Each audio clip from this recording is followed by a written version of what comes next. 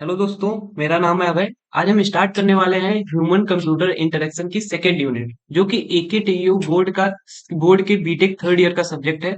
इस सब्जेक्ट की मैं पीडीएफ आपको डिस्क्रिप्शन में प्रोवाइड कर दूंगा, उसकी मैं लिंक दे दूंगा। आप वहां से सिंपल क्लिक करके पीडीएफ को अपना बना सकते हैं और आपको ये एग्जाम के टाइम पे बहुत ही बेनिफिशियल हो जाएगी।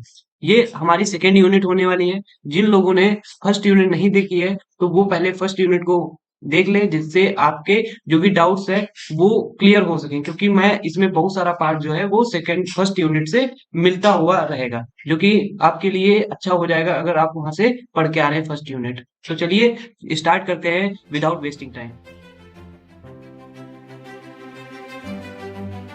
नाउ इस यूनिट में हमारा जो पहला टॉपिक है वो है हमारा ह्यूमन इंटरेक्शन विद कंप्यूटर्स। कैसे हमारे ह्यूमंस जो है इंटरेक्ट करते हैं कंप्यूटर को। यहाँ पे मैं फर्स्ट यूनिट में बात कर चुका हूँ एचसीआई की। जो एचसीआई ह्यूमन कंप्यूटर इंटरेक्शन होता है उसी को हम कह सकते हैं ह्यूमन इंटरेक्शन विद कंप्यूटर्स। तो इसमें चाहे एचसीआई कहे या कहे ह्यूमन इंटरेक्शन विद कंप्यूटर, इससे आपको घबराना नहीं है। यहाँ पे देख सकते हो, it refers the ways in people which people communicate and engage with computers and digitally technology. जैसे हमारे पास टेक्नोलॉजीज है, कंप्यूटर्स हैं, इनसे कैसे इंगेज करता है पीपल्स, या कह सकते हो जो यूजर्स हैं, और कैसे कम्युनिकेट करता है उनसे जो भी काम करवाना है। तो उसको हम क्या कहते हैं, जो इसका इंटरेक्शन होता है उसको हम बोल देंगे ह्यूमन कंप्यूटर इंटरेक्शन। और इनके लिए मैंने आपको यहाँ पे फर्स्ट यूनिट में मैंने एग्जांपल दे दिया था, आपको मैं फिर से यहाँ पे बता देता हूँ। जैसे यहाँ पे क्या हुआ कि यहाँ पे देख सकते हैं कि यहाँ पे हमारे पास एक ह्यूमन है, ठीक है। ये हमारे पास एक ह्यूमन है और यहाँ पे एक हमारे पास ये डिवाइस है, और इस डिवाइस से सपोज ये ह्यूमन क्या कर रहा है, इंटरेक्ट कर रहा है, ठीक है। यहाँ पे ये क्या कर रहा है, इंटरेक्ट कर रहा है। तो ये इंटरेक्ट कर रहा है तो यहाँ पे एक थर्ड पर्सन, कोई भी, जैसे ये कोई भी एक पर्सन हो सकता है, थर्ड पर्सन कोई भी डिजाइनर हो सकता है, एम्प्लॉय हो सकता है, या कोई भी हो सकता है, या कोई टीम पर्टिकुलर हो सकती है। ये क्या करती है, इस पर्सन को ऑब्जर्व करती है कि जब ये चला रहा है तो इसको क्या प्रॉब्लम आ रही है, क्या अच्छा लग रहा है, क्या बुरा लग रहा है, इसको कौन सा कंटेंट पसंद आ रहा है, इसकी एज क्या है, इसका बिहेवियर क्या है, इसका जेंडर क्या है, ये सभी चीजें ये यहाँ पे नोटिस करता है। उसी के अकॉर्डिंग जो ये हमारी डिवाइस होती है उसको क्या करता है, चेंज करता है या मॉडिफाई करता है, जिससे ये डिजाइन हमारी बेस्ट हो। किसके लिए, जो हमारे यहाँ पे यूजर्स होते हैं। यहाँ पे मैंने सिर्फ एक पीपल या यूजर को बनाया है, यहाँ पे एक यूजर को नहीं, एक यूजर के जैसे बहुत सारे यूजर्स को मिला करके वहां से कोइंसाइड्स निकाले जाते हैं, फिर उसी के अकॉर्डिंग डिजाइन को चेंज किया जाता है। तो आई थिंक आप लोग यहाँ पे समझ चुके होंगे कि कैसे ह्यूमन इंटरेक्ट करता है कंप्यूटर से, और उसके जो इंसाइट्स होते हैं उसकी जो स्टडी करना होता है उसी को हम बोल सकते हैं ह्यूमन इंटरेक्शन विद कंप्यूटर। ठीक है। अब यहाँ पे देख सकते हो सेकेंड पॉइंट में है HCI systems are easy safe effective and enjoyable. अभी देखो, कोई भी डिजाइन जब अच्छी बन जाएगी तो वो इजी चलाने में होगा, सेफ भी होगी, क्योंकि उसमें कोई ऐसी कॉम्प्लिकेटेड चीजें नहीं है जिसको मैं दबा दूं मुझे पता भी नहीं है और वो अनसेफ हो जाए। ठीक है। इफेक्टिव भी होगा। इफेक्टिव का मतलब है अगर कम टाइम लग रहा है, क्योंकि डिजाइन अच्छी है तो हमें सब चीज पता है, हर चीज हमारे टाइम पे मिल जा रही है। इंजॉयबल होता है, जैसे मैं आपको एग्जांपल दे देता हूँ कि मैंने ये एग्जांपल फर्स्ट यूनिट में भी दिया था कि जैसे सपोज मान लिया कि मैं कभी कभी क्या करता हूँ, मेरा ये खुद का एग्जांपल है कि मैं कभी कभी कुछ चीजें नहीं खरीदता हूँ जाकर के फ्लिपकार्ट या कोई भी ऐसी प्रोडक्ट बेस्ड कंपनी है। मैं सिर्फ सर्च करने के लिए वहां पे, मैं सिर्फ देखने के लिए चला जाता हूँ, जिससे मुझे सिर्फ इंजॉयमेंट मिलती है। ऐसे बहुत सारे एग्जाम्पल होते हैं। जैसे मैंने बहुत लोगों को देखा है कि वो क्या करते हैं, स्विगी या जो भी हमारे जोमेटो ऐप होते हैं उनपे नहीं सामान या कोई भी जैसे फास्ट फूड नहीं मंगाना है, वो तब भी जाके वहां पे सर्च करते हैं, क्योंकि उनको वो इंजॉयमेंट मिलता है। उनको ऐसा नहीं लगता है यहाँ पे मैं गया हूँ तो मेरा टाइम वेस्ट हो गया है। तो ऐसे ही हम सब लोग डिजाइन इंटरैक्टिव बनाते हैं, जिससे क्या हो, जो हमारा ह्यूमन है जो कंप्यूटर के साथ इंटरेक्ट करे तो उसको इंजॉयमेंट मिले, ना कि उसको डिप्रेशन में चला जाए, फ्रस्ट्रेट हो जाए और उसको प्रॉब्लम फेस करनी पड़े बाद में। वो क्या करे, सोचे यार नहीं मैं यहाँ पे गया था मेरा टाइम वेस्ट हो गया। ऐसी हम डिजाइन नहीं बनाएंगे, इनको हम निग्लेक्ट करेंगे। तो ये सभी जो टेक्निक्स हैं उनको हम क्या करते हैं, यहाँ पे यूज करते हैं कि कैसे हम अपनी डिजाइन को अच्छा बना सकते हैं। वहीं पे देख सकते हो कि इसके की एस्पेक्ट्स क्या क्या है, या कोई input devices, GUI, touch screen, accessibility, voice interaction, gestures and user experience design and feedback and response. ये सभी चीजें हमारी ह्यूमन इंटरेक्शन जब ह्यूमन इंटरेक्ट करता है कंप्यूटर से, तो ये सभी चीजों के थ्रू कर सकता है। और यहाँ पे देखो फीडबैक देता है ह्यूमन, तो उसी के साथ अकॉर्डिंग रिस्पॉन्स होना चाहिए। क्या एक्सेस कर सकता है, टच स्क्रीन के थ्रू करता है। यहाँ पे जीयूआई है, गेस्चर है, तो ये सभी चीजें यहाँ पे की एस्पेक्ट्स होते हैं। यहाँ पे मैंने लिख दिए हैं, आप अच्छे से यहाँ पे पढ़ सकते हैं। तो चलिए हम बात करते हैं गोल ऑफ एचसीआई की, जो कि मैं पहले ही बात कर चुका हूं अपने फर्स्ट यूनिट में। यहाँ पे देख सकते हो, understand factors and determines how people use technology. कैसे पीपल यूज करता है टेक्नोलॉजी को। ऐसा नहीं बना देंगे कि उसको लर्न करना पड़े बहुत ज्यादा कोई भी डिजाइन या टेक्नोलॉजी को, जिससे क्या होगा, उसको मोस्ट ऑफ द टाइम उसको लर्निंग करने में लग जाएगा और जो वो इफेक्टिव और इफिशियंट नहीं हो पाएगा। यहाँ पे हम उस पे ध्यान देते हैं। यहाँ पे देखते हैं कि उसी इफिशियंसी और इफेक्टिव सेफ इंटरेक्शन यहाँ पे देखते हैं कि इफिशियंट है, इफेक्टिव है या सेफ इंटरेक्शन है कि नहीं है। ये सभी चीजें यहाँ पे हम देखते हैं। वहीं पे देख सबसे पहले क्या करेंगे हम, पुट पीपल फर्स्ट। इसका मतलब क्या है, जैसे सपोज कोई जो डिजाइन बनाता है या टेक्नोलॉजी बना रहा है, वहां पे प्रोग्रामर और कौन होते हैं, डिजाइनर होते हैं। तो हम डिजाइनर और प्रोग्रामिंग के अकॉर्डिंग नहीं बना रहे होते हैं कोई भी सॉफ्टवेयर या टेक्नोलॉजी। हम किसके अकॉर्डिंग बना रहे होते हैं, पीपल्स, जो यूजर्स होते हैं उनके अकॉर्डिंग बनाएंगे, क्योंकि उनको यूज करना है, ना कि हमारे डिजाइनर्स और किसको यूज करना है, प्रोग्रामर्स को नहीं करना है। वो क्या करते हैं, वो यूजर्स के अकॉर्डिंग वहां पे वो अपना सॉफ्टवेयर या टेक्नोलॉजी को फ्रेम करते हैं, जिससे पीपल्स को क्या हो, बेनिफिट्स हो, इफिशियंट हो उनके लिए और इफेक्टिव हो। तो बस यहाँ पे ये हमारा बेसिक गोल होता है कोई भी डिवाइस को बनाने का।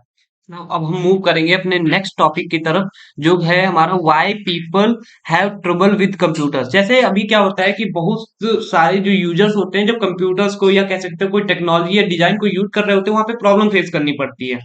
क्यों क्यों फेस करनी पड़ती हैं, वो हम यहाँ पे देखते हैं। देखो, एक तो सबसे पहले क्या हो सकता है, जो उसकी डिजाइन बनी है वो सबसे बड़ी दिक्कत कर सकती है।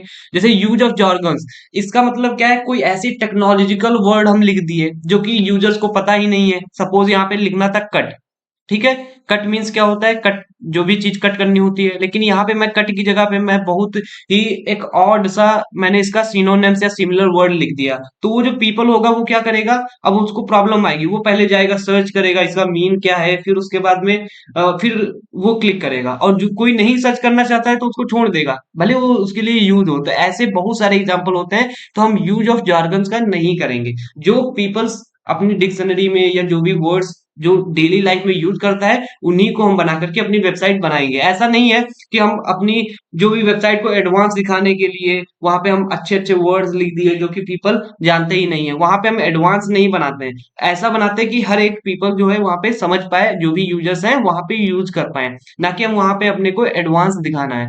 यहाँ पे नॉन ऑब्वियस डिजाइन भी बन जाती है। जैसे कोई एक ऐसी नॉन ऑब्वियस डिजाइन बना दी जो कि वहां पे उसको समझ ही नहीं आ रहा है यार, ये कैसी डिजाइन है और क्या करना था। यहाँ पे डिस्टिंक्शन या फिर फाइन डिस्टिंक्शन होने चाहिए। जैसे इसका मतलब क्या है कि हम वही चीज ऐसी बनाएंगे, जैसे कोई चीज हम ऐसी फाइन डिस्टिंक्शन बनाते हैं। जैसे सपोज क्या है, यहाँ पे देख सकते हो कि कंट्रोल सी से क्या होता है, कॉपी होता है। कंट्रोल वी से क्या होता है, पेस्ट होता है। तो ये देख सकते हो हर एक मैक्सिमम सॉफ्टवेयर होते हैं उनमें क्या होता है, ये सेम होता है। इसमें फाइन डिस्टिंक्शन होते हैं। ऐसा कोई नहीं है कि हम बिल्कुल बिल्कुल ही एक अलग सॉफ्टवेयर बना दिए, जिससे क्या होगा, उसको लर्न करने में बहुत टाइम लग सकता है। तो यहाँ पे हम डिस्टिंक्शन अगर कर भी रहे हैं तो वो बहुत कम होने चाहिए। ऐसा नहीं है कि हम बिल्कुल ही अलग सॉफ्टवेयर या अपना डिजाइन बना दिए, जो कि फिर पीपल्स को बहुत टाइम लग सकता है उसको सिर्फ सीखने में, और फिर वो जो यूज करना था वो पर्टिकुलर चीज वो यूज नहीं कर पाएगा। और इससे क्या होगा, इफिशियंसी और इफेक्टिव की हालत डाउन हो सकती है। ठीक है, तो यहाँ पे देख सकते हो एरर प्रिवेंटिंग स्ट्रेटजी। यहाँ पे एरर को प्रिवेंट करने की स्ट्रेटजी भी यहाँ पे दिक्कत करती है, नहीं होती है वहां पे। तो इसलिए यहाँ पे जैसे कोई भी एरर आया वहां पे प्रिवेंट नहीं कर पा रहा है, ये यहाँ पे दिक्कत करती है। वहीं पे डिजाइन इनकंसिस्टेंसी, डिजाइन इनकंसिस्टेंसी का मतलब है, जैसे डिजाइन इनकंसिस्टेंसी ऐसी कोई हम डिजाइन बना दिए जिसका हम कोई भी कह सकते हो कि कोई मैं एक बटन बनाया, ये बटन पे यहाँ पे मैंने सबमिट लिख दिया और दूसरी वाली बटन में मैंने कुछ और लिख दिया लेकिन काम वही कर रहे हैं, तो वहां पे अब उसको कंफ्यूजन आ जाएगी, फिर इसका मतलब क्या था, इसका मतलब क्या था। ऐसे यहाँ पे क्या किया कि एक ही टेक्स्ट जो काम वो कर रहा था उसको मैंने बड़ा लिख दिया, एक ही को मैं छोटा लिख दिया, तो वो फिर से कंफ्यूज हो जाएगा, यार ये टेक्स्ट क्यों ऐसे लिखा है, ये क्यों ऐसा टेक्स्ट लिखा है। ऐसे बहुत सारे एग्जांपल्स होते हैं, वो क्यों है। जैसे सपोज मैंने एक यहाँ पे हेडिंग लगाई, यहाँ पे मैंने एक लिंक लगाई, जैसे मैं लिंक में था गूगल के लिए लिंक था, तो यहाँ पे गूगल के लिए लिंक मैंने ब्लू से लगा दी, एक ब्लैक से लगा दी, तो फिर से कंफ्यूज हो जाएगा, ये ब्लू क्यों है, ब्लैक क्यों है। तो ऐसी चीजें नहीं लगे, अगर लिंक लगा रहे हैं तो पर्टिकुलर एक ही डिजाइन रखेंगे जिससे उसको इनकंसिस्टेंसी ना फील हो। तो ये सभी चीजों से वो क्या होता है, ट्रबल फील करता है। तो ऐसी चीजें हम नहीं करते हैं। तो चलिए, अगर ऐसी चीजें करते हैं तो उनके क्या साइकोलॉजी इफेक्ट पड़ता है यूजर्स पे अगर हम पुअर डिजाइन बनाते हैं। तो देख सकते हैं यहाँ पे नेक्स्ट हेडिंग है psychological response to poor design. यहाँ पे ऐसी कौन सी साइकोलॉजिकल डिजाइन रिस्पॉन्सेस होते हैं जब पुअर डिजाइन आदमी को मिलती है। तो सबसे पहले क्या होता है, उसको फ्रस्ट्रेशन हो जाता है, getting upset, anxiety, feeling worried, confusion, making it hard to figure out how the things works, जो कैसी वो कैसे फिगर आउट कर पाता है, वो हार्ड हो जाता है फिगर आउट करने में, तो वहां पे कंफ्यूजन हो जाती है। यहाँ पे इरिटेशन होने लगती है, जैसे कोई डिजाइन आपको नहीं समझ में आ रही, जैसे कभी कभी होता है कोई चीज ऐसी सॉफ्टवेयर लर्न कर रहे होते हो जहाँ पे तुमको क्या होता है कि नहीं समझ में आता कि यार ये कैसे सीखे, तो वहां पे इरिटेट हो जाते हैं। तो ऐसी चीजें क्या करती हैं, कॉम्प्लिकेटेड बनाती है और वो साइकोलॉजिकल बहुत ही ज्यादा इफेक्ट करती है माइंड पे। यहाँ पे डिसएंगेजमेंट, अब क्या होता है, लूजिंग इंटरेस्ट, क्या होता है, लूज करने लगता है क्योंकि अब मजा नहीं आ रहा है ना उसको सीखने में, बहुत इरिटेट हो रहा है, कंफ्यूज हो रहा है, फ्रस्ट्रेट हो रहा है, तो ऐसी चीजें आती है। तो वहां पे क्या आता है, डिसएंगेजमेंट इंक्रीज हो जाता है। और यहाँ पे इनएफिशिएंसी, जो हमारा वर्क था इफिशिएंट नहीं होगा, जो वर्क है कैसा हो जाएगा, स्लो। यहाँ पे स्ट्रेस, स्ट्रेस भी बढ़ जाती है, यार मैं सीख नहीं पा रहा हूँ, but that this is the important particular any tool और सॉफ्टवेयर। सो ऐसी चीजें होती है, तो मैं क्या कर सकता हूँ, अब वहां पे मेरे पास स्ट्रेस इंक्रीज हो जाता है, it can make them feel and their goals are in danger. अब समझ में आता है यार ये मेरा मेरा गोल है लेकिन मैं सीख नहीं पा रहा हूँ, तो वहां पे क्या आएगा, स्ट्रेस आएगा। यहाँ पे रिड्यूस सेटिस्फेक्शन, जो आपको अगर वहां पे यूज भी कर रहे हो लेकिन वो सेटिस्फेक्शन आपको नहीं मिलेगा। यहीं पे कॉग्निटिव ओवरलोड, कॉग्निटिव ओवरलोड का मतलब है कि हम बहुत ज्यादा उसके बारे में सोचने लगते हैं, और ये साइकोलॉजिकल बहुत ही कह सकते हो कि इफेक्टिव हो जाता है आपके माइंड पे, और ये आपको अलग लेवल पे लेके जाता है, और आपको यहाँ पे बहुत सारी प्रॉब्लम फेस करनी पड़ सकती हैं। तो ऐसी डिजाइन को नहीं हम बनाते हैं जिससे हमारा यूजर वहां पे इंटरेस्ट को लूज करे, फ्रस्ट्रेट हो। तो ठीक है, तो यहाँ पे ये सभी चीजें क्या है, साइकोलॉजिकल रेस्पॉन्सेज हैं जब हमारी पुअर डिजाइन मिलती है किसी यूजर्स को। ठीक है, तो यहाँ पे इन चीजों पे हम ध्यान रखते हैं जब हम कोई भी डिजाइन को बना रहे होंगे, कि ऐसी हम कोई चीज नहीं बना दें जो ये सभी चीजें एक यूजर के साइकोलॉजिकल इफेक्ट करे। तो चलिए हम मूव करते हैं कि ये तो हमारी साइकोलॉजिकल थी, फिजिकल कौन कौन सी रिएक्शंस होते हैं जब पुअर डिजाइन मिलती है। तो अब हम बात करने वाले हैं फिजिकल रिएक्शंस जो है पुअर डिजाइन में। ठीक है, तो पुअर डिजाइन में देखो सबसे पहले क्या है, पार्शियल यूज ऑफ सिस्टम। इसका मतलब क्या है कि use only portion and service rather than it's full capabilities. जितना वो उसका यूज है हम उससे कम फिर यूज करने लगते हैं, क्यों, क्योंकि उसकी पुअर डिजाइन है, मुझे जो चीज नहीं पता है तो मैं उसको कैसे सीखूं, और उसकी डिजाइन को मैं कॉम्प्लिकेटेड लगती है ना वहां पे जब यूज करने में, तो उसकी फुल कैपेबिलिटीज जितनी है तो मैं उसको छोड़ करके मैं सिर्फ क्या करता हूँ, एक पोर्शन को ही मैं यहाँ पे टारगेट कर लेता हूँ, भाई इतना ही मुझे चलाना है जितना मुझे हो पाता है। ठीक है, वहीं पे मैं बात करता हूँ एबंडनमेंट, जो कि बहुत ही कह सकते हो बेकार चीज है। कोई भी एक सर्विस हो, स्टॉप यूजिंग सर्विस और सॉफ्टवेयर, हम उसका सॉफ्टवेयर और सर्विसेज को बंद कर देते हैं। वहीं पे मैं बात करूं कि इनडायरेक्ट यूज ऑफ सिस्टम, इसका मतलब क्या है कि interact with system through third party interface rather than directly accessing the system itself. इसमें क्या करते हैं कि हमको अगर कोई थर्ड पार्टी के थ्रू उसको काम करना पड़ गया, या मुझे बहुत ही जरूरत है और किसी द्वारा कहते थ्रू मुझे सजेस्ट किया गया, तब मैं उसको लेकर के वहां पे कर सकता हूँ, अदरवाइज नहीं करता हूँ। यहाँ पे मॉडिफिकेशन ऑफ सिस्टम क्या है कि task is change to match the capabilities of the system. हम ऐसे कुछ टास्क बनाते हैं जो उसके कैपेबिलिटीज के अकॉर्डिंग हो। हम ऐसे कोई फिर टास्क नहीं बनाते हैं जो कि वो कर सकता है लेकिन हम उसको नहीं कर पाएंगे ना, क्योंकि उसकी पुअर डिजाइन है, इसी के अकॉर्डिंग फिर अपना टास्क चूज कर लेते हैं। वहीं पे miss use of the system, इसका मतलब क्या है, improper authorised use of technology. हम बहुत ही इम्प्रॉपर अनऑथराइज्ड इसका यूज करते हैं। वहीं पे डायरेक्ट प्रोग्रामिंग, इसका मतलब क्या है, जो हमारे कुछ सोफिस्टिकेटेड वर्कर जो अच्छे प्रोग्रामर होते हैं वो क्या करते हैं, अपने रिस्पॉन्स के अकॉर्डिंग उसको बनाने लगते हैं, उसमें प्रोग्रामिंग करके अपना काम करने लगते हैं। तो ये सभी चीजें क्या होती हैं, फिजिकल हमारे इम्पैक्ट पड़ते हैं कब, जब पुअर डिजाइन होती है। ठीक है, तो ये सभी चीजें हम पहले अपनी डिजाइन को देख करके पीपल का देखते हैं कि यार क्या प्रॉब्लम आ रही है, फिर उसी के अकॉर्डिंग हम यहाँ पे करते हैं। तो ये मुझे फिजिकल, साइकोलॉजिकल और भी सारी चीजों पे मैं देखता हूँ, फिर उसके अकॉर्डिंग मैं यहाँ पे अपनी डिजाइन को बनाता हूँ। ठीक है, और उसमें जो भी हम मुझे मॉडिफाई करना है पुअर डिजाइन में, तो मैं उसको चेंज करता हूँ। तो यहाँ पे ये टॉपिक कंप्लीट होता है। अब हम मूव करेंगे अपने नेक्स्ट टॉपिक की तरफ ना। अब हम बात करेंगे इंपॉर्टेंट ह्यूमन कैरेक्टरिस्टिक्स की। इसमें देखो, ये जब हम डिजाइन को कोई ह्यूमन देखता है तो उसके कुछ कैरेक्टरिस्टिक्स के अकॉर्डिंग हम किसी डिजाइन को कह सकते हैं कि यार कौन कौन सी डिजाइन उसमें यूज हो रही है। सबसे पहले कौन सी चीज यूज होती है, मेमोरी, फिर परसेप्शन, और भी हमारे यहाँ पे है प्रॉक्सिमिटी का यूज करते हैं। प्रॉक्सिमिटी, सिमिलैरिटी, मेंटल मॉडल, ये सभी चीजों का हम यूज करते हैं। देखो, मेमोरी क्या है सबको पता है, जो कि स्टेबल, मोस्ट स्टेबल होती है ह्यूमन का attribute, as anyone who has forgotten why they walked into room. देखो, बहुत लोगों के साथ में ऐसा केस हुआ होगा कि वो किसी अपने रूम में जा रहे हैं, वो क्यों जा रहे हैं, क्या लेना था उनको, कोई सामान अपने रूम से, वो भूल जाते हैं। तो सोच सकते हो, जबकि इतने मेमोरी स्टेबल पार्ट होने के अकॉर्डिंग ही, पार्ट होने के बावजूद भी हम इतनी बेसिक चीज भूल सकते हैं। क्या किसी का बर्थडे हम यहाँ पे भूल सकते हैं? और ये सभी चीजें जब हम भूल सकते हैं तो सोचो तो कि बहुत सी ऐसी डिजाइन है, उनको हम कैसे मेमोरेबल बना सकते हैं। तो उसके लिए हमें क्या करना पड़ता है, उसकी मेमोरीज को मुझे अंडरस्टैंड करना पड़ता है। एक तो हमारे पास इसमें बहुत टाइप की मेमोरीज आती है। सबसे पहली कौन, शॉर्ट टर्म आती है, जिसमें क्या करते हैं, वर्किंग मेमोरी होती है ये। और हमारे पास दूसरी जो आती है वो लॉन्ग टर्म मेमोरी आती है। इसमें क्या करते हैं, allowing us to remember events, knowledge, experience from the past. ये क्या करता है, जो भी पिछला होता है ना, पास्ट पास्ट में हुआ होता है, उसके एक्सपीरियंस, इवेंट्स, नॉलेज, ये सभी याद करने के लिए इसका यूज होता है। यूज क्या होता है, ये हमारे माइंड के ही अंदर होती है, उसे हम लॉन्ग टर्म मेमोरी कहते हैं। यहाँ पे माइटी मेमोरी क्या होती है, जो एक्सेप्शनल मेमोरी कैपेबिलिटीज होती है, जो हम क्रिएटिव करते हैं या कुछ ऐसी चीजें करते हैं एक्सेप्शनल, तो वो हमारी किसके अंदर आती है, माइटी मेमोरीज के अंदर। एक होती है सेंसरी स्टोरेज, जो कि मेमोरी मेमोरी के अंदर होती है, जो ये कहाँ से इंफॉर्मेशन को कलेक्ट करती है, जो हम सेंस के थ्रू हम क्या करते हैं, ऑब्जर्व करते हैं, या हम कहते हैं जो भी हम स्टोर कर पाते हैं अपने मेमोरी के अंदर, उसको हम कौन सी, वो कहाँ पे स्टोर होती है, सेंसरी स्टोरेज में स्टोर होती हैं। अब हम बात करेंगे कि परसेप्शन क्या है।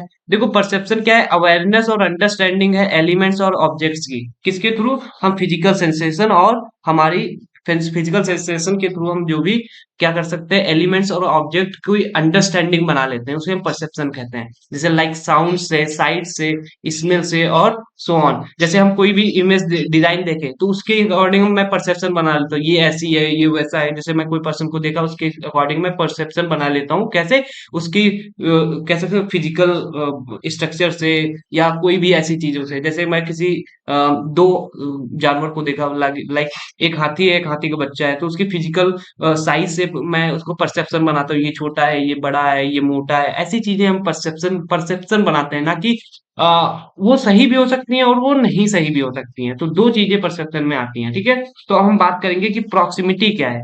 तो प्रॉक्सिमिटी कुछ नहीं है, यहाँ पे देख सकते हो कि objects that are close to each other being related और फॉर्मिंग ए ग्रुप। यहाँ पे मैं आपको एक एग्जांपल देना चाहता हूँ। जैसे मेरे पास एक ये ग्रुप है, एक ये ग्रुप है, यहाँ पे कितने ग्रुप है, दो ग्रुप। तो ये यहाँ पे कौन सी चीज लग रही है, प्रॉक्सिमिटी का यूज करके यहाँ पे मैंने, यहाँ पे दो ग्रुप हो गए। ऐसे मेमोरी काम करती है, मेमोरी प्रॉक्सिमिटी के अकॉर्डिंग यहाँ पे काम करती है। कि जैसे अगर मुझे ऐसे दो ग्रुप दिखते हैं, यहाँ पे देखो सिमिलर है, लेकिन मैं इसको एक ग्रुप नहीं ट्रीट करूंगा, क्योंकि यहाँ पे इसके बीच में गैप है। तो इसलिए ये एक ग्रुप हो जाएगा और एक ये ग्रुप हो जाएगा। वहीं पे मैं बात करूं कि नेक्स्ट पॉइंट है सिमिलैरिटी। सिमिलैरिटी क्या होती है, objects that are share common visual property. अगर विजुअल प्रॉपर्टी सेम है तो वो सिमिलर है। देखो यहाँ पे इसकी कॉमन प्रॉपर्टी, इसकी कॉमन प्रॉपर्टी, इसकी कॉमन प्रॉपर्टी, इसकी कॉमन प्रॉपर्टी। देखो साइज भी वही है, कलर भी सही है, तो ये ग्रुप टू में आ गए। ऐसे ही यहाँ पे ये और ये, देखो इनके साइज और कलर भी सेम है, तो ये ग्रुप वन में आ गए। तो यहाँ पे कितने ग्रुप बन रहे हैं? दो। तो यहाँ पे समझ गए होंगे प्रॉक्सिमिटी और सिमिलरिटी में क्या डिफरेंस है। अगर आपको नहीं समझ में आ रहा है तो एक बार आप यहाँ पे जो मैंने लिखा है वो आप पढ़ सकते हैं और यहाँ पे विजुलाइज कर सकते हैं। वहीं पे मेंटल मॉडल क्या होता है, यहाँ पे जो नेक्स्ट पॉइंट है, mental model plays a significant role in understanding how users interact with understand computer system and interfaces।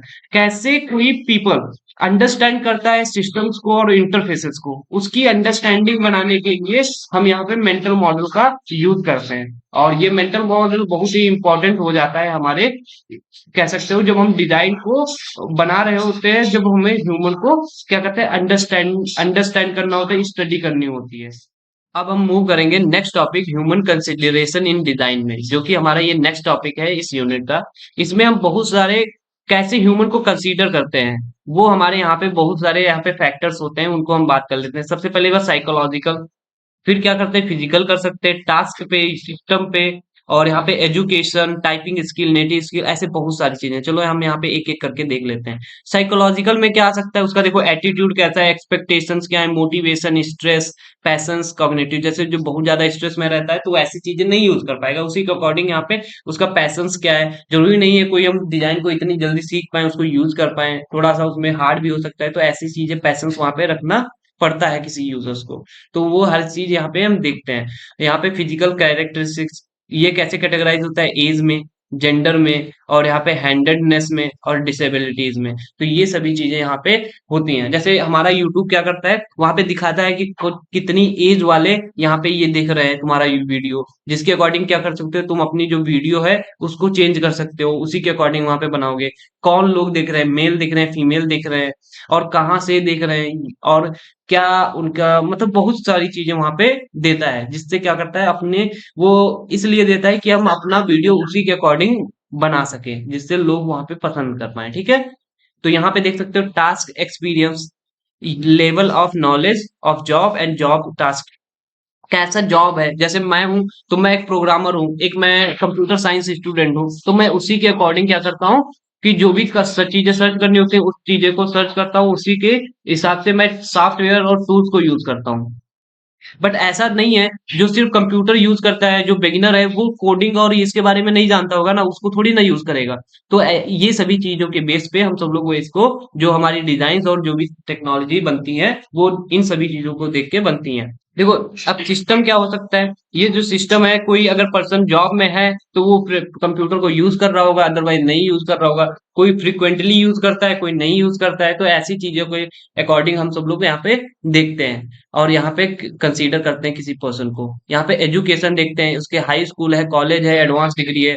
वहीं पे रीडिंग लेवल भी यहाँ पे चेक करा जाता है।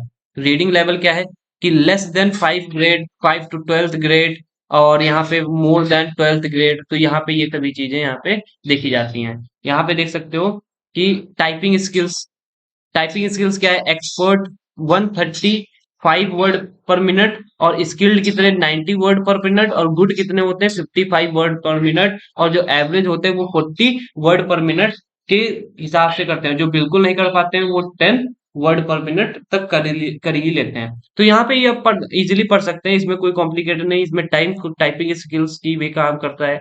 यहाँ पे नेटिव लैंग्वेज और कल्चर, जैसे English and other several language यहाँ पे काम करती हैं, जो भी हम अगर ह्यूमन को कंसीडर कर रहे हैं। देखो हम कोई भी ऐसा अगर पर्टिकुलर इंडिया के लिए बना रहे हैं तो वो हम ऐसी लैंग्वेज का यूज नहीं कर लेंगे, चाइनीज का या कोई ऐसे डिजाइन का जो हम यहाँ पे मैक्सिमम लोग जान ही ना रहे हो ना।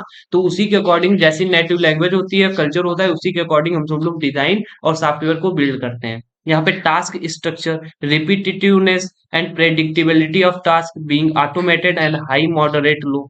ठीक है, यहाँ पे टास्क एंड नीड इम्पोर्टेंस, कैसा टास्क है उसका, कैसी इम्पोर्टेंस इम्पोर्टेंस है उस नीड की, तो उसी के अकॉर्डिंग हम सब लोग, वो क्या करेगा, जो पर्सन है उसी के अकॉर्डिंग उस डिवाइस को यूज करेगा ना। अब हम मूव करेंगे नेक्स्ट टॉपिक में, जिसमें है human interaction, human interaction speed. इसका मतलब क्या है कि जैसे कोई भी पर्सन है, वो जब यूज कर रहा होगा तो ऐसे थोड़ी ना है, कोई ऐसे इनफाइनाइट टाइम कोई कंप्यूटर तो है नहीं, उसकी कुछ स्पीड होगी उसको यूज करने की। उसको हर एक चीज करने की। तो सबसे पहले कौन फैक्टर आता है? रीडिंग। तो रीडिंग फैक्टर क्या है? कोई भी पर्सन कोई भी टेक्स्ट को है 300 250 to 300 वर्ड्स पर मिनट यहाँ पे यूज करता है। यहाँ पे proof proof reading text on paper and 200 word पर मिनट जो है, जो अगर reading text paper on paper कर रहा होगा तो वो कितना 200 पर मिनट कर पाता है। ठीक है। तो ऐसी चीजें हैं। लेकिन अगर मैं यहाँ पे बात करूं कि जैसे देखा होगा कुछ ऐसे ऐप होते हैं जहां पे आपको कोई भी अगर कोर्स वोर्स पढ़ने होते हैं किसी ऐप से पे, तो वहां पे अगर 4 लाइन है ना तो उसमें कितने वर्ड हैं? जैसे उस वर्ड में आपके पास कह सकते हो कि 50 वर्ड्स हैं, तो वो 50 वर्ड्स को डिवाइड कर देंगे किससे? 200 से। तो यहाँ पे जो 50 को डिवाइड किया तो कितना आ गया? यहाँ पे आ जाएगा। और मल्टीप्लाई कर देंगे कितने सेकंड होते हैं मिनट में, तो यहाँ पे 60 से, तो इसको इसको कट कर देंगे। तो यहाँ पे आ जाएगा 3, यहाँ पे कितना आ जाएगा? यहाँ पे आ जाएगा आपका 10, और 10 से यहाँ पे 5 हो जाएगा। तो ये कितना हो जाएगा? 15 सेकेंड। ये कितना लेगा? 15 सेकेंड लेगा इसको। जो हमारा वो 15 सेकेंड तक, तब तक आप नहीं पढ़ सकते हैं, जब मिनिमम 15 सेकेंड आपको वहां पे रुकना पड़ेगा। उसके बाद वो एक व्यूज बढ़ाता है। इसका मतलब समझ रहे हैं? तो वहां पे वो समझ जाता है ना कि आप वहां पे वो पढ़ रहे हैं कि नहीं पढ़ रहे हैं। आपको ऐसे नहीं है कि जैसे वो आप वहां पे गए वहां पे एक व्यूज बढ़ा दिया, तो इससे क्या होगा? वो पता नहीं चल पाएगा। आदमी व्यूज बढ़ाने के लिए वो बार बार करेगा। तो इसलिए जितना टेक्स्ट होता है कोर्स में, उसी के अकॉर्डिंग अगर आप वहां पे पढ़ेंगे तो वहां पे वो कैलकुलेट करता है। किसके अकॉर्डिंग? जो ये हमारी स्पीड दी होती है। और ऐसे ही हम क्या करते हैं, जो भी कोई सॉफ्टवेयर डिजाइन बनाते हैं वहां पे एनालाइज करते रहते हैं। ठीक है। हमारा जो नेक्स्ट पॉइंट है, proof reading text on monitor. अगर कोई मॉनिटर या कंप्यूटर पे कर रहा होता है तो वहां पे सिर्फ कितना कर पाता है? 180 पर मिनट कर पाता है। ठीक है। हमारा नेक्स्ट आता है लिसनिंग। एक और फैक्टर है लिसनिंग। जब अगर स्पीकिंग टू अ कंप्यूटर, अगर स्पीक कर रहा है कंप्यूटर, तब क्या करेगा? 150 to 160। और अगर आफ्टर रिकॉग्नाइजेशन करेक्शन है तो 105 वर्ड पर मिनट ही कर सकता है। ठीक है। यहाँ पे देख सकते हो कीइंग। कीइंग क्या होता है? द एवरेज टाइपिंग स्पीड कितनी होती है? अराउंड 40 वर्ड्स पर मिनट होती है। और यहाँ पे देख सकते हो कि टू फिंगर टाइपिस्ट जैसे जो कोई टाइप नहीं करता, सिर्फ ऐसे देख देख के टाइप करता है, उसकी मैक्सिमम कितनी 37 वर्ड्स तक जाती है। और जो कॉपी टेक्स्ट होता है वो कितना? जैसे किसी को ये मेमोराइज टेक्स्ट होता है। कैसा होता है? मेमोराइज, जो उसको याद है। जैसे उसको अपना नाम प्रिंट करना है अभय, तो वो अभय बहुत जल्दी कर सकता है। लेकिन अगर किसी को कोई चीज देख देख के प्रिंट करनी है तो वो सिर्फ बहुत रिड्यूस होके कितना आ जाती है? 27 वर्ड्स पर मिनट आ जाती है। ठीक है। यहाँ पे स्पीकिंग स्पीकिंग को फैक्टर भी हम यहाँ पे देखते हैं कि dictating a computer occurs rate about 105 पर वर्ड पर मिनट। हम सिर्फ और सिर्फ कितना रेट स्पीक कर सकते हैं? 105 वर्ड पर मिनट तक ही कोई भी एक computer occurs at the rate सिर्फ इतना कर सकता है। ठीक है। 105 वर्ड पर मिनट। ओके। तो ये सभी हमारे ह्यूमन को कंसीडर करते हैं किस पे? एक कह सकते हो जब इंटरेक्ट करता है किससे? जब वो कंप्यूटर से, तो उसकी स्पीड कुछ इस टाइप्स की होती है। तो यहाँ पे ये हमारा टॉपिक कंप्लीट होता है। तो अभी हमारे पास जो सबसे इम्पोर्टेंट है, जो कि बहुत ही कह सकते हो एकेटीयू एग्जामिनेशन के पॉइंट ऑफ व्यू से बहुत इंपॉर्टेंट है, जो आपको पढ़ के ही जाना है, तो उसका नाम है अंडरस्टैंडिंग ऑफ बिजनेस फंक्शन, जो कि हम इसमें नेक्स्ट टॉपिक में बात करने वाले हैं। ठीक है। अब हम यहाँ पे बात करेंगे अंडरस्टैंडिंग ऑफ बिजनेस फंक्शन की। ठीक है। अंडरस्टैंडिंग ऑफ बिजनेस फंक्शन में देखते हैं कि यहाँ पे देख सकते हो कि business definition and requirement analysis. अगर कोई भी बिजनेस फंक्शन है, जैसे बिजनेस फंक्शन का मतलब क्या है कि आप यहाँ पे सिंपल समझ सकते हो कि जैसे आप कोई भी डिजाइन या कोई भी चीज बना रहे हो तो वहां पे हर चीज देखनी पड़ती है बिजनेस में कैसे काम करेगी। एक लेवल पे जाते हैं कि नहीं यार, मैं एनालाइज कैसे कर सकता हूँ एक बिजनेस लेवल पे, कैसे एनालाइज कर सकता हूँ पीपल्स को, ह्यूमन को कैसे कंसीडर करूंगा। तो उसमें हमारे पास बहुत सारे मेथड आते हैं। जैसे यहाँ पे हम डायरेक्ट मेथड होता है, एक इनडायरेक्ट मेथड होता है, वहीं पे रिक्वायरमेंट कलेक्शन गाइडलाइंस। यहाँ पे मैं क्या करता हूँ, डायरेक्टली पर्सन टू पर्सन या टीम ग्रुप ऑफ पीपल से मिलूंगा और उसके अकॉर्डिंग हम यहाँ पे एनालाइज करेंगे। यहाँ पे हम इनडायरेक्टली किसी वेबसाइट के थ्रू या ऐसी चीजें हम यहाँ पे कर सकते हैं। यहाँ पे देख सकते हो determining basic function speech business function. जैसे हम कॉन्सेप्चुअल मॉडल क्रिएट कर सकते हैं, मेंटल मॉडल क्रिएट कर सकते हैं, यूजर्स का जो भी न्यू मॉडल है उस टाइप से हम यहाँ पे क्रिएट कर सकते हैं। तो आप यहाँ पे इजिली पढ़ सकते हैं। मैंने यहाँ पे लिख दिया है कि कौन कौन से बिजनेस फंक्शन हो सकते हैं। वहीं पे मैं बात करूँ design standard and style guides like value of standard and guidelines, design documents, and design supports and implementation, और यहाँ पे सिस्टम ट्रेनिंग एंड डॉक्यूमेंटेशन, ये सभी चीजें मैंने यहाँ पे लिख दी हैं। ठीक है, अब हम यहाँ पे इसको थोड़ा अच्छे से पढ़ लेते हैं कि ये है क्या। ठीक है, तो डायरेक्ट मेथड क्या होता है वहां पे देखते हैं। तो डायरेक्ट मेथड कुछ नहीं है, यहाँ पे significant advantage of direct method is the opportunity they provide to hear user comments in person and first hand. ठीक है, यहाँ पे क्या करते हैं, जो डायरेक्ट मेथड होता है वो सबसे पहले हम यहाँ पे तुरंत कमेंट का हम क्या कर सकते हैं, उसको जवाब दे सकते हैं और यूजर को रिस्पांस भी वहां पे मिल जाता है, और उसका जो भी जो वो कहना चाहता है वहां पे हम डायरेक्टली जान पाते हैं। ठीक है, और वहां पे कोई भी ऐसी चीज बना के नहीं बोलते हैं। और जैसे इसमें बहुत सारे ऐसे मेथड्स होते हैं जो डायरेक्ट मेथड में होते हैं, जैसे individual face to face interview करके, टेलीफोन पे एक बार सर्वे कर लिया, ट्रेडिशनल फोकस ग्रुप, एक ग्रुप पे फोकस कर लिया कि यार ये ग्रुप है, अगर मैं इस पे निकाल लिया तो मैं आगे की बात कर सकता हूँ, और भी डिजाइन पे उसमें जो भी कोइंसाइड्स हैं उनको निकाल सकता हूँ। Facilitate team workshop, observational field study, user interface prototyping, user laboratory testing, और कार्ड सॉर्टिंग फॉर वेबसाइट्स, ये सभी ऐसी चीजें होती हैं जो यहाँ पे हम यूज करते हैं डायरेक्ट मैसेज में। तो यहाँ पे ये सभी चीजें हो गई कि ये क्या होती हैं। अगर आपको इनको और ज्यादा अच्छे से पढ़ना है तो ये वहां पे आप यहाँ पे गूगल को प्रेफर कर सकते हैं।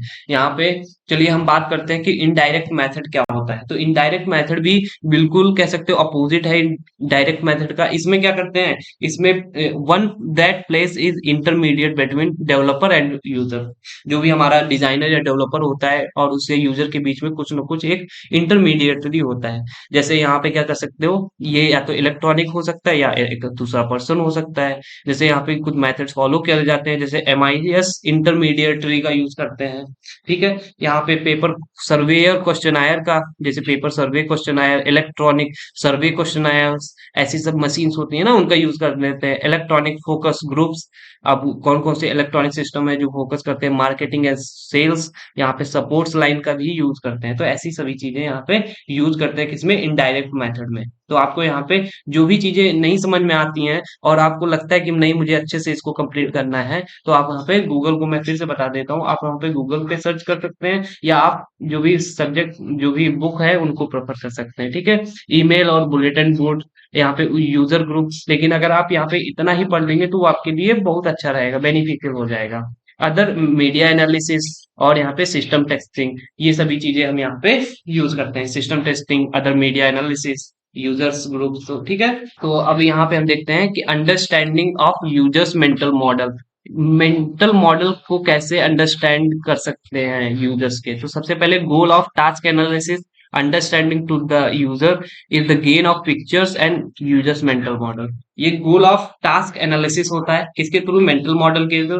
अंडरस्टैंडिंग द यूजर्स, कैसे यूजर्स को अंडरस्टैंड करेंगे, तो मेंटल मॉडल को अकॉर्डिंग हम जरूर कह सकते हैं, उनको कह सकते हैं कंसीडर करते हैं। यहाँ पे gain a picture of users mental model, users need and the users profile, और यूजर्स टास्क एनालिसिस। तो ये सभी चीजें यहाँ पे ध्यान दी जाती हैं मेंटल मॉडल में। उसको क्या टास्क की नीड है, उसको क्या टास्क को एनालाइज करता है, कौन हिसाब से मेंटल मॉडल का वर्क करता है। तो ये सभी चीजें यहाँ पे हम देखते हैं। उसका कॉन्सेप्चुअल मॉडल क्या होता है, देखो output of task analysis is creation designer the conceptual model of the user interface, conceptual model based on the users mental model, जो भी उसका मेंटल मॉडल होता है उसी के ये बेस पे हम इस कॉन्सेप्चुअल मॉडल को बना रहे होता है, उसी के अकॉर्डिंग हम डेवलप होता है। ये किसके अकॉर्डिंग डेवलप होता है, मेंटल मॉडल के अकॉर्डिंग डेवलप होता है।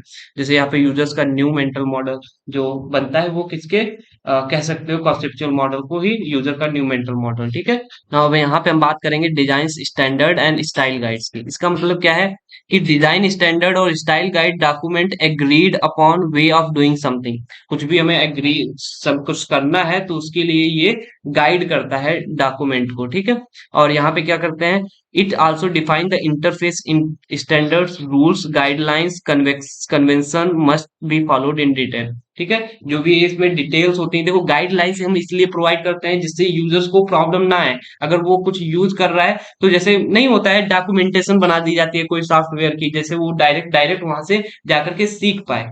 ऐसा नहीं है, हमको डॉक्यूमेंटेशन बनाया नहीं किसी डिजाइन की तो हम उसको, अगर हम किसी भी ऐसे सॉफ्टवेयर या एप्लीकेशन की डिजाइन डॉक्यूमेंटेशन बनाया नहीं तो वो कैसे यूज करेगा तो उसको पता नहीं चलेगा ना।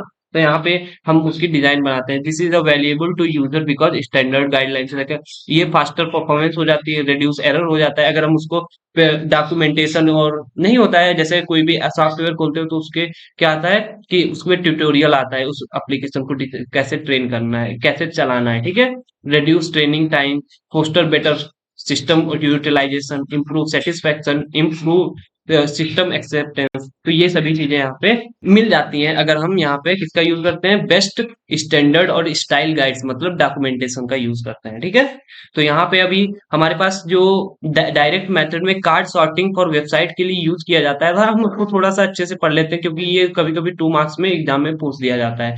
It is the user research technique helps to user experience designers develops understand to how to user make sense the web content. जैसे वेब कंटेंट का कैसे यूजर्स को अच्छा लग रहा है, उनको कैसा लग रहा है, उसको सेंस कैसा कर रहा है, यार ये अच्छा है कि नहीं है, तो उसको पता करने के लिए हम क्या करते हैं, इस टेक्निक का कार्ड सॉर्टिंग वेबसाइट का यूज करते हैं। तो इसमें क्या करते हैं, हम क्या करते हैं, कुछ कंडक्ट करते हैं शॉर्ट्स कार्ड शॉर्ट को, और इसमें क्या करते हैं, सेट ऑफ टॉपिक्स होते हैं जिसमें क्या हो सकता है 40 to 80 आइटम्स होंगे और represent the main content on the website. जो भी हमारे इसमें आइटम्स होंगे कितने, 40 से 80, और इसमें क्या करते हैं, जो हमारा मेन कंटेंट होता है वेबसाइट्स का या जो भी साइट्स का, उस पे ये रिप्रेजेंट कर रहे होंगे कौन, 40 से 80 जो ये हमारे आइटम्स हैं, ये किसको रिप्रेजेंट कर रहे होंगे, मेन कंटेंट हमारे वेबसाइट का, ठीक है। और यहाँ पे क्या करेंगे, ask user to organise the topic into groups. जो हमारे जो टॉपिक्स है उनको क्या करेंगे, ऑर्गेनाइज कर देंगे कुछ ग्रुप्स में, ठीक है।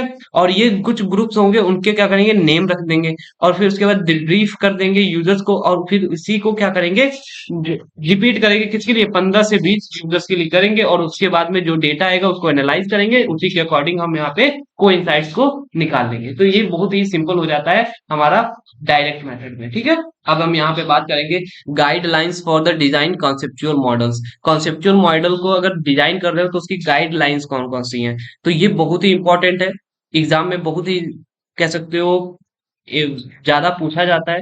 तो यहाँ पे आप इसको पढ़ के ही जरूर जाए। सबसे पहले क्या करते हैं, reflect user mental model not designers. ऐसा नहीं करेंगे हम, डिजाइनर्स के अकॉर्डिंग नहीं जा रहे हैं, जो कि मैं पहले बता चुका हूँ। यहाँ पे हम किसके अकॉर्डिंग जाएंगे, मेंटल मॉडल यूजर्स का है क्या है उसके अकॉर्डिंग जाएंगे, ठीक है। हम यहाँ पे जैसे डुप्लीकेट कर देंगे action that are already well learn. जैसे मैंने कहा, जैसे सभी को मैक्सिमम जितने भी जो भी कंप्यूटर यूज करते हैं पता है, कंट्रोल सी से क्या होता है, कॉपी होता है, कंट्रोल वी से क्या होता है, पेस्ट होता है। तो ऐसी ये चीजें हैं जो मैं एक्शन पहले से सीखा हूं, तो मैं किसी सॉफ्टवेयर में गया, उसके कंट्रोल ए से कॉपी हो रहा है, कंट्रोल डी से पेस्ट हो रहा है, तो उसको सीखने में दिक्कत होगी ना। तो इसीलिए वो मेजोरिटी जितने भी चीजें बनाई जाती है तो वो रिपीट कर दी जाती हैं। जैसे जो हमारे फेमस डिजाइनिंग होते हैं उसी के अकॉर्डिंग हमारा जो नया डिजाइनिंग मॉडल बनता है तो हम उसी के अकॉर्डिंग बनाते हैं, जिससे क्या हो, पीपल्स को अंडरस्टैंडिंग बनी रहे। यहाँ पे फॉलो एक्सपेक्टेशंस, यहाँ पे जो expectation, habit, routine and common belief को भी यहाँ पे फॉलो किया जाता है। हर एक चीज नहीं, बिलीफ पे जैसे नहीं होता है, बिलीफ को वहां पे कोई फॉलो ही नहीं कर रहा है, तो ऐसी चीजें नहीं होती हैं। रूटीन्स को भी, हैबिट्स को भी, और एक्सपेक्टेशन उसको क्या है, ये सभी चीजें फैक्टर्स यहाँ पे ध्यान दिए जाते हैं जब हम कोई कॉन्सेप्चुअल मॉडल बना रहे होते हैं। कॉन्सेप्चुअल मॉडल क्या है आपको मैंने पहले बता दिया है, यहाँ पे कुछ नहीं है। एक ऐसा मॉडल होता है, क्या कह सकते हो कि इसमें हम कोई भी जो डिजाइन बना रहे थे उसको हम कॉन्सेप्चुअल मॉडल कह सकते हैं। तो उसके कॉन्सेप्चुअल मॉडल को बनाने के लिए सबसे पहले किसकी जरूरत पड़ती है, यूजर्स के मेंटल मॉडल की। पहले मेंटल मॉडल को मुझे अंडरस्टैंड करना पड़ता है, फिर क्या करते हैं, इसको बनाते हैं, ठीक है। तो यहाँ पे देख सकते हो, तो इसकी गाइडलाइंस पे यहाँ पे हम पढ़ रहे हैं, ठीक है। Make invisible parts process of system visible. यहाँ पे देखो कभी कभी क्या होता है, जैसे यहाँ पे सिटी पे क्लिक करते हो, ऐसे वेबसाइट में जाते हो कि नहीं, जैसे सिटी पे क्लिक करते हो तो यहाँ पे आपकी सिटी आ जाती है, यूपी, लखनऊ, दिल्ली ऐसे करके आ जाती है। तो आप वहां पे क्लिक करके आप वहां पे देख सकते हो। ये तब तक नहीं दिखता है जब तक आप यहाँ पे क्लिक नहीं करते हैं, और जैसे आप यहाँ पे सेलेक्ट करते हैं ये फिर से इनविजिबल हो जाता है। तो ये क्या करते हो, make invisible parts and processing of the system visible. जब आप प्रोसेस होता है तो वहां पे वो सिस्टम विजिबल हो जाता है। वहीं पे एक्शन रिस्पॉन्स कंपेटिबिलिटी, जैसे ही आप यहाँ पे क्लिक करते हैं ये वो हो जाता है। जैसे मैंने यहाँ पे इस पे क्लिक किया और यहाँ पे मैं देखो कुछ इस टाइप से लिख रहा हूँ। मैंने यहाँ पे लिखा और उसके बाद देख सकते हो कि मैंने यहाँ पे लिखने के बाद यहाँ पे देखो मैं इस टाइप से येलो पेन से लिखने लगा। देखो मेरा यहाँ पे एक्शन जैसे मैंने किया तुरंत रिस्पॉन्स मिला।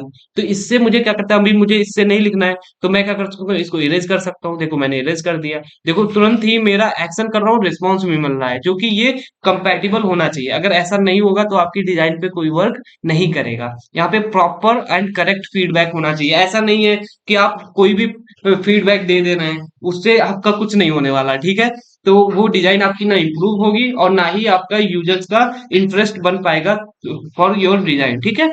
और यहाँ पे पुअर डिजाइन इनकंसिस्टेंसी, यहाँ पे पुअर डिजाइन इनकंसिस्टेंसी बहुत ज्यादा दिक्कत करती है। यहाँ पे कंसिस्टेंट होना चाहिए, हमारी जो गुड डिजाइन होनी चाहिए, पुअर डिजाइन यहाँ पे नहीं चलेगी, ठीक है। तो यहाँ पे आपको इनकंसिस्टेंसी मैंने पहले ही बता दिया है। आपको अगर नहीं समझ में आता है तो आप यहाँ पे जो भी है आप यहाँ पे थोड़ा अलग से भी पढ़ सकते हैं, लेकिन हमें नहीं लगता है कि मैंने यहाँ पे अच्छे से समझा दिया इनकंसिस्टेंसी क्या होती है। जो भी हमारी वेबसाइट्स होती हैं उसमें क्या कर सकते हो, जैसे यहाँ पे बटन्स होती हैं तो वो बटन कुछ अलग टाइप की दिख रही है, टाइपोग्राफी नहीं है, और यहाँ पे इनकंसिस्टेंस होती है, कोई छोटी बड़ी है, कोई बटन वो देखने में नहीं अच्छे लगते हैं ना। तो ऐसी चीजें होती है जो इनकंसिस्टेंट होती हैं और वो क्या करती हैं, पुअर डिजाइन बना देती हैं, जिससे पीपल्स को क्या होता है वो यूज नहीं कर पाते हैं। तो इन सभी फैक्टर्स का हम ध्यान रखते हैं। ये गाइडलाइंस होती हैं जब हम कोई भी एक कॉन्सेप्चुअल मॉडल या कह सकते हैं डिजाइन बना रहे होते हैं कि कोई भी एक एप्लीकेशन या सॉफ्टवेयर या टेक्नोलॉजी का, ठीक है। तो ये सभी फैक्टर्स होते हैं किसके, ह्यूमन जब इंटरेक्ट करता है विद कंप्यूटर से, ठीक है। तो ये सभी फैक्टर्स को लेकर के हम फिर ह्यूमन को कंसीडर करते हैं और उसी के अकॉर्डिंग हम यहाँ पे डिजाइन बना रहे होंगे। तो ये सभी चीजें मैंने आपको बता दी हैं और अब हम मिलेंगे थर्ड यूनिट में। और तब तक के लिए यहाँ पे ये वीडियो देखते रहें और शेयर करते रहें। So thank you so much guys.